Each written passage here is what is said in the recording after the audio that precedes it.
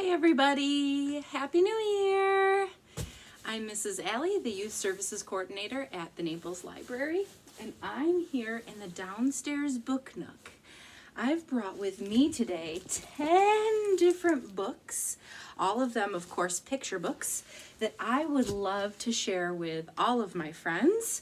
They're my top 10 favorite picture books of 2023.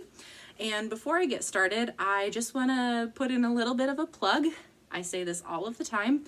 Picture books are not just for children. They're for people of all ages.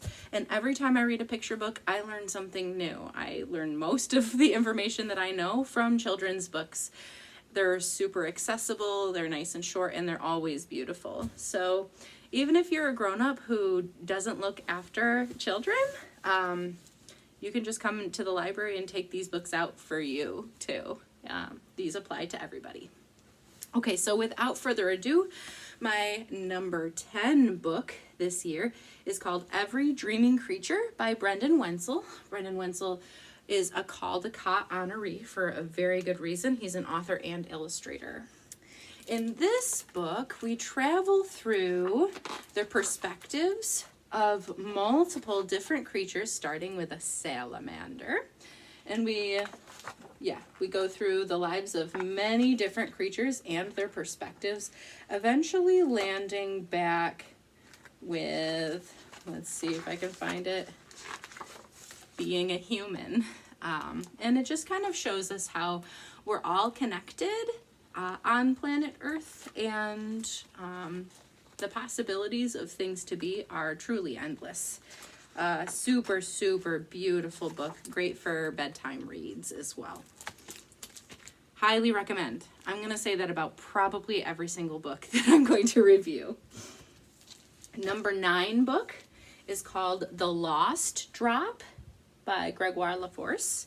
This is technically a fiction work, but it deals with a lot of nonfiction because we venture through the water cycle as a little tiny drop of water. And it's fiction because it's told in the perspective of this little drop of water who's totally lost and doesn't know where it belongs in the world. So it goes through the water cycle trying to find where it belongs. Look at it. Where do I go? Who am I? Super, super cute. Really well told, and of course you're mixing some facts and information in with a compelling story with a lot of suspense and stuff. So highly recommend this book. My number 8 book this year is called Small Places Close to Home, and this is written by Deborah Hopkinson, but it was really written by Eleanor Roosevelt because she was the first person to draft the Universal Declaration of Human Rights, which it was adapted by all of the countries in the world, guaranteeing unalienable human rights to all people. Everybody agrees on these clauses and these rights. It starts very small with just personhood, then it moves into communities, and then gets bigger as the book goes on, and eventually covers, the entire world. These are, again, universal truths. All of these rights belong to all of us, and I think especially right now, it's really important to remember those things. So again, this is great for grown-ups and kids. The visuals are also super great for kids to grasp these concepts. Highly recommend. 7. Number 7 is called Some of These Are Snails by Carter Higgins. This is actually my daughter Magnolia's favorite book this year too. She really enjoyed reading this. I included this one because of its brilliant use of simple shapes, simple colors, simple design in order to illustrate concepts. And we learn different things about colors, sorting, and noticing little details so that we can understand the difference between one thing and another thing using the same shapes. It's also got some really great lyrical and rhythmic words throughout the book. So it gets kind of silly, and we shared tons of giggles. It was a really, really great book. Highly recommend. Also, another great thing about this book is that its pages are kind of thicker. They're a different material than normal children's books. So if you do have somebody who's kind of grabby but has moved a little bit farther than using just board books, this is a really great type of book for them. The next book, book number 6 this year, is called Vigg by Vashti Harrison. This book is about body image, and you guessed it, about being bigger than maybe folks around us. Like I said, a lot of these apply to adults as well. This one really hit home. A lot of folks, including myself, struggle with insecurity about our bodies. And so it starts in the beginning, how everyone is commending her for being a big girl, a good big girl. Look at this big girl, she can do anything. And then eventually that big girl, as she starts to actually grow into a bigger girl, becomes insulting. And people start to use it with negative connotations. And in her own mind, she gets bigger and bigger and bigger. It does have a relatively happy ending, but it is a tearjerker, just a warning. This is really great to read to someone who is struggling with their own body image, or to reinforce your own, or to read in front of a little that you care for, in order to show them that these concepts are not okay, and to promote self-love. Book number 5. This one's called A Bucket of Questions by Tim Fite. I love this book specifically as a read aloud. It requires a lot of interaction from the reader, which is one of the big reasons I love it. And it's also visually very appealing. Not only is it very, very silly, but it's really interesting to look at, and you never get bored when you're reading it. And when I'm reading it to larger groups of kids, I find that fewer children are distracted and looking over at the walls or up at the ceiling, because look at this. How could you not look at these beautiful pages and this crazy, like, high contrast, fun artwork? So basically you go through this book and it asks you a bunch of questions, none of which have the correct answer, or even really any answer at all, except for the very last question, which has one very correct answer, but I'm not going to give it away. Highly recommend. My number 4 book this year is called Invisible Things, and this is by Andy Pizza. That's his real name. His last name is Pizza, which is a perfect last name if you're going to be a really cool illustrator and book writer or author for children's books. So this book is about all of those things and those concepts that we cannot see. So all of the things that you feel with your senses are illustrated in this book.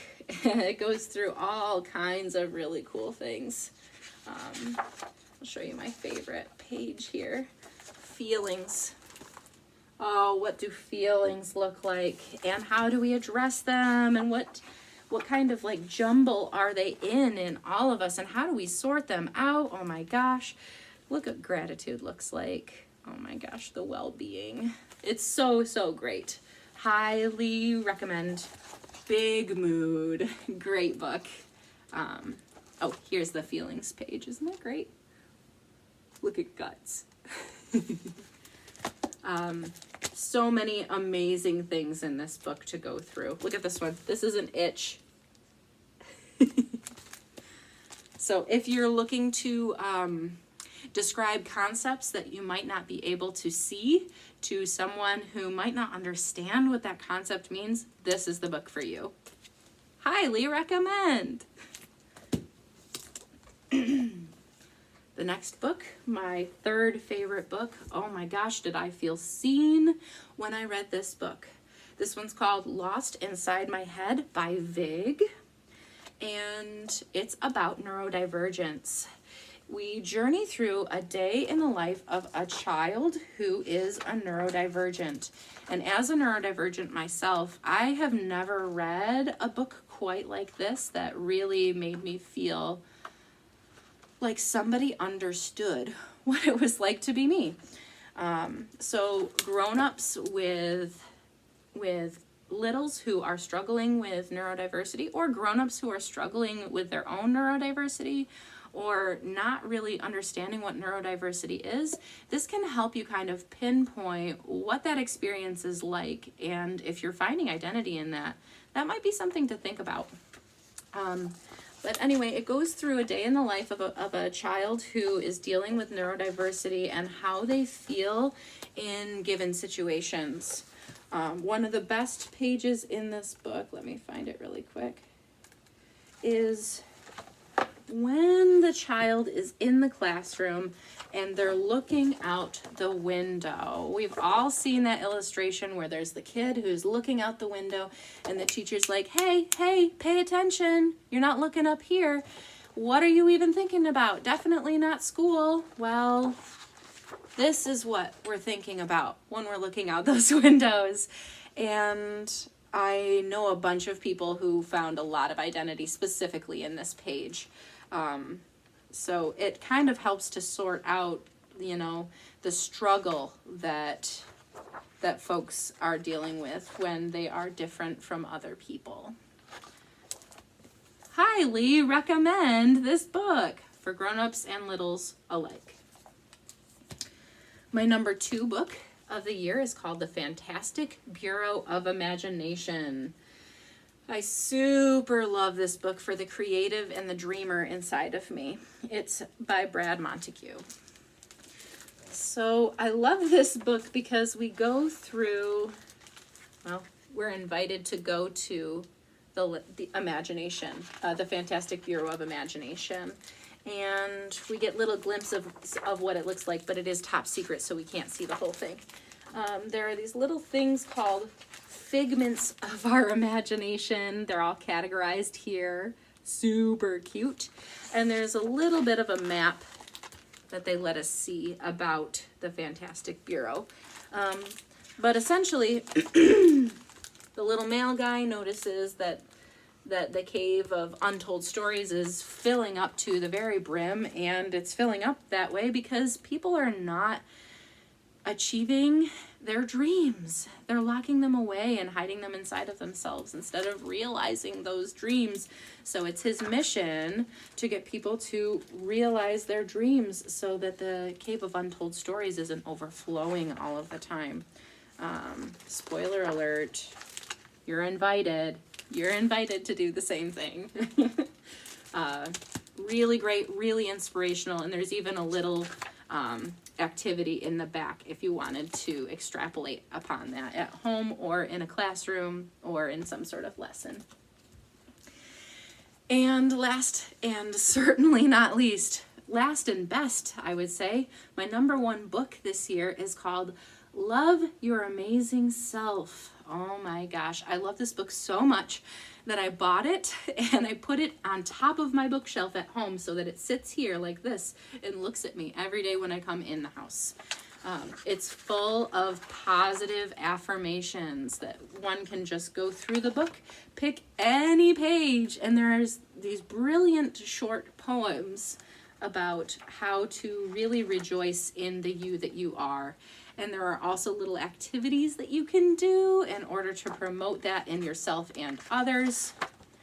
I even went so far as to write one of these quotes down and hang it in my bathroom. It's, look inside and listen to the voice inside your heart. Then everything you think and say and do will be your art. So, you can just take that home with you.